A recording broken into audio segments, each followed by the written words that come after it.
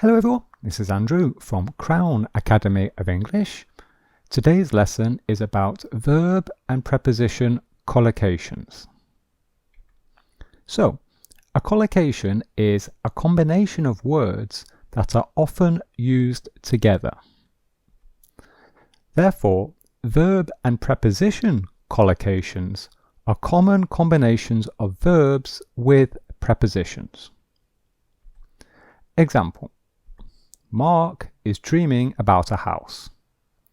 So here we have a verb, dream, and here we have a preposition, about. So the collocation is that dream often goes with the preposition about. Okay, so these two words are often combined. Unfortunately for you, there are no strict rules for collocations. Therefore, it's important to study and learn the common verb-preposition combinations. So, in this lesson, you will learn the verbs that we use with the following prepositions: of, on, and to. So let's start. The preposition of. We use the following verbs before the preposition of: accuse, approve, consist, and smell. Of course, there are many more, but these are some of the most common and important ones. So, accuse someone of something. So this means say that someone has done something morally wrong or illegal. Example: David is accusing Claire of lying. David is accusing Claire of lying. So accuse someone of something. And here we have the ing form of the verb lie. We often use the passive voice, so we can transform this into the passive. This is the form: to be accused of something. So in this example, Claire is being accused of lying. Another example in the passive. Here we have the passive voice in the past tense. The man was accused of stealing a handbag. Okay, was accused of stealing a handbag. Approve of someone or something. So this means to have a positive opinion of someone or something. David asks, "Do you like John?" So this is John. And Claire replies, "No, I don't approve of him. I don't approve of him. I don't approve of John." So Claire is saying that, so this is a negative. So Claire is saying, no, I don't have a positive opinion of John. I have a negative opinion of John. Maybe she doesn't trust him. Okay? And here is a very up-to-date example. Many Americans approve of President Biden. Okay? Many Americans approve of President Biden. So approve of somebody. Consist of something. This is very common in English, very useful expression. So we use consist of to describe the individual elements of something. So you have a group of things, and when we say consist of, we are breaking it down into the individual parts or elements. So a common example: lunch consisted of a bowl of soup and a bread roll. Okay, so lunch, that is the whole thing, and it consisted of two parts: a bowl of soup and a bread roll. The sales department consists of 4 women and 2 men. So the sales department is the whole thing, the whole group, and the individual elements are each person. So the department consists of 4 women and 2 men.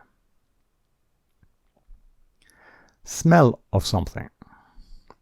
To notice a particular quality with your nose. Okay, so to use your sense of smell. Her clothes smell of cigarettes. So her clothes smell of cigarettes. Okay, so the verb smell followed by the preposition of. And obviously after the preposition we always have a noun phrase. Cigarettes. His hands are going to smell of lemons. Okay, so his hands are going to smell of lemons. The preposition on. We use the following verbs before the preposition on. Blame, concentrate, depend, and insist. So blame something on someone. Say or think that something is the fault of someone or something else. Say or think that someone or something is responsible for something bad happening. Let me give you some examples. The driver blamed the car accident on the weather. So the driver blamed the car accident on the weather. So in other words, the driver says that the fault of the accident, that the weather is the fault. The weather is the fault of the accident. Okay, the weather is the reason for the accident. Okay, the cause of the accident. David blamed the broken plate on his brother. David blamed the broken plate on his brother. So David is blaming his brother. Okay, he's saying that his brother broke the plate. That's what this means. David is saying it's not me, it was my brother. We can also use this in the passive voice. And the form is something to be blamed on someone or something. The plane crash was blamed on the pilots. The plane crash was blamed on the pilots. So here we have the verb be in the past tense. Blamed, this is the past participle of the verb blame, and on is the preposition. Concentrate on something. To focus your effort and energy towards something. Mark is concentrating on his homework. Okay, so this means Mark is very focused on his homework. Okay, he's not distracted. He is focusing his effort. And here is the opposite. John is not concentrating on his homework. Okay, so he is distracted. He is bored, probably. And the driver is concentrating on the road. Okay, so very important when you're driving a car, it is very important to concentrate on the road ahead. Okay? Depend on something. So we have the verb depend, preposition on, and then the noun phrase. So let me give you an example. If X depends on Y, then this means that Y determines X. That Y affects X. So the thing after the preposition on, this determines this before the verb. And it's probably more simple if I give you an example. Mark asks, "Do you want to go for a walk?" And Jane replies, "Well, it depends on the weather. It depends on the weather." So this means that the weather will determine Jane's decision. Okay, so in other words, for example, if it rains, then Jane will say, I don't want to go for a walk. And if the weather is nice and sunny, Jane will probably say, yes, I do want to go for a walk. Okay, so we say that it is the situation, her decision. So the situation, my decision, depends on the weather. Another common example is when we are considering buying something or not. David asks, are you going to buy a new phone? And John replies, well, it depends on the price. It depends on the price. For example, if it is very expensive, then I will not buy the phone. But if the phone is cheap, then yes, I will buy the phone. But it depends on the price. Okay, so it is the decision. Okay, so Y determines X. Insist on doing something. Strongly demand to do something. So he is not happy, he is not satisfied with the service he is getting, so he insisted on speaking to the manager. He insisted, he demanded to speak to the manager. Okay? He's not taking no for an answer. He must speak to the manager. And it also means to strongly offer to do something. And this is often when someone is offering to help. Very enthusiastically, they want to help. So here is an example. He insisted on carrying the boxes. So he insisted on carrying the boxes. He insisted on helping me carry the boxes, for example. Okay?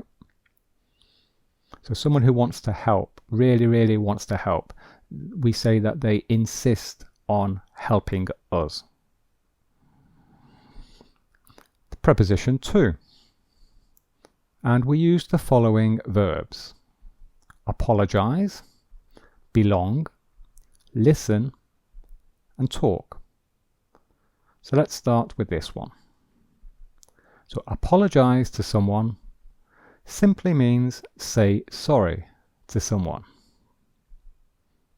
So Jane is apologising to Claire. Okay?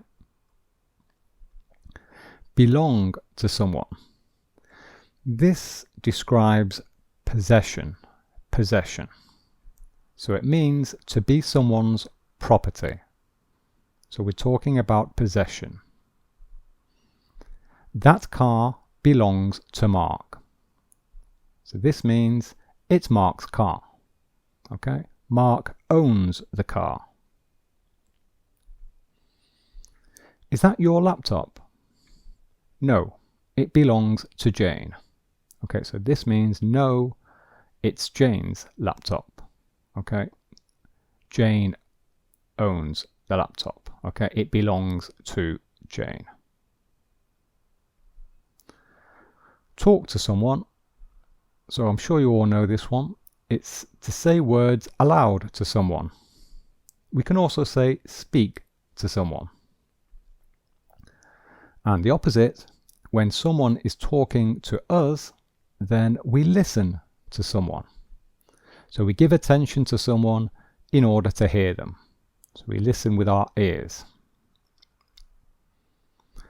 So Mark is talking to Jane, and Jane is listening to Mark. We can also say Mark and Jane are talking to each other. Mark and Jane are talking to each other. Okay, so that means that they're both talking from one person to the other in both directions. And we also say listen to music. So Claire is listening to music. Okay? So there we are, that's the end. If you're preparing for the IELTS exam, then click here for information about our online course and ebook. And here are some other videos that I recommend.